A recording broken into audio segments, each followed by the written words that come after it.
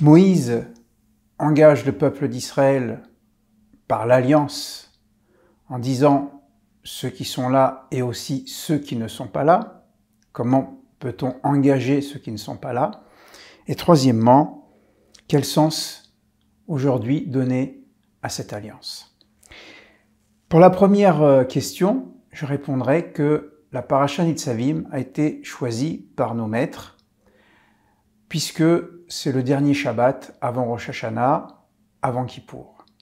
Donc rappelez que la communauté d'Israël, c'est un ensemble de familles, d'hommes, de femmes, d'enfants, de vieillards, de différentes cultures, de différentes traditions, et c'est la communauté dans son sens le plus large, je pourrais même dire le peuple d'Israël dans sa dimension la plus large, qui est convoquée à Rosh Hashanah. Il n'y a pas ceux qui sont plus religieux par rapport à ceux qui sont moins, non. Pendant Rosh Hashanah et Kippour, c'est une convocation générale de notre identité devant l'Éternel et ainsi assumer notre histoire dans ces temps de recueillement, de retour vers nous-mêmes.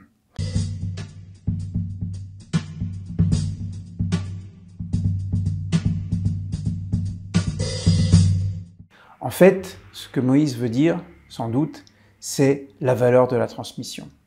Oui, même ceux qui ne sont pas nés au moment où Moïse a parlé sont là parce que les ancêtres sont là.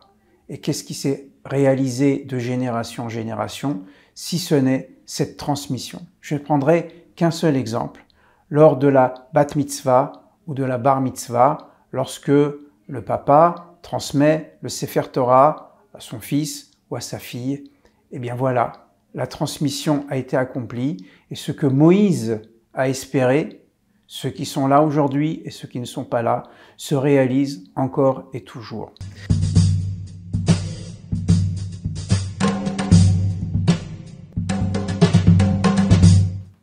Bien sûr, si on donne un sens restreint à Bérit, c'est-à-dire la pratique des commandements, des mitzvot, on sait aujourd'hui que la majorité du peuple juif dans le monde ne respecte pas les règles précises du Shulchan Aruch, des règles de la table dressée, écrites par Rabbi Yosef Karo, que certains mangent plus ou moins kasher, respectent plus ou moins Shabbat. Ce qui est important, surtout dans cette période de recueillement, de retour sur soi-même, c'est de penser que nous essayons chacun à notre niveau de garder les traditions.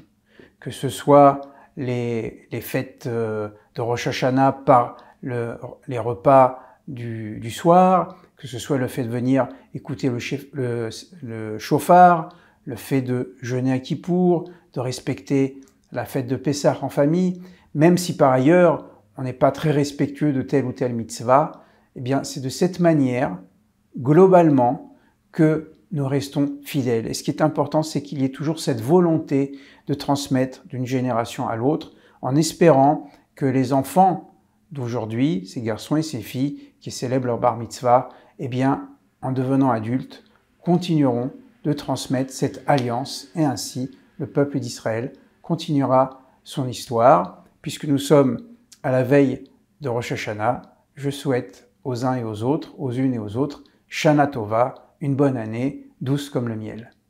À bientôt.